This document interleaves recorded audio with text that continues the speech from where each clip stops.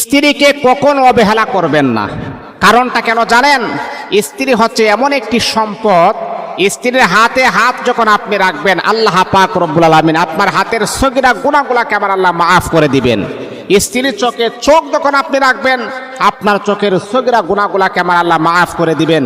স্ত্রীর সাথে যখন আপনি যতক্ষণ পর্যন্ত আপনি আপনার স্ত্রীর সাথে কথা বলবেন, ততক্ষণ পর্যন্ত আপনাদের দুইজনের আমল নামার ভিতরে আল্লাহ পাক নেক লেখা শুরু করে দিবেন।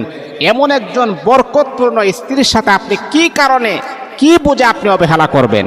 একজন সাহাবী এসে বলতেছেন, ইয়া রাসূলুল্লাহ, এটা কিভাবে সম্ভব? তখন নবীজি বললেন, সাহাবী, আচ্ছা বলে তো, নিজের স্ত্রী ছাড়া যদি অন্য কোনো মহিলার হাত ধরো তাহলে তোমার গুনাহ হবে নাকি সওয়াব হবে?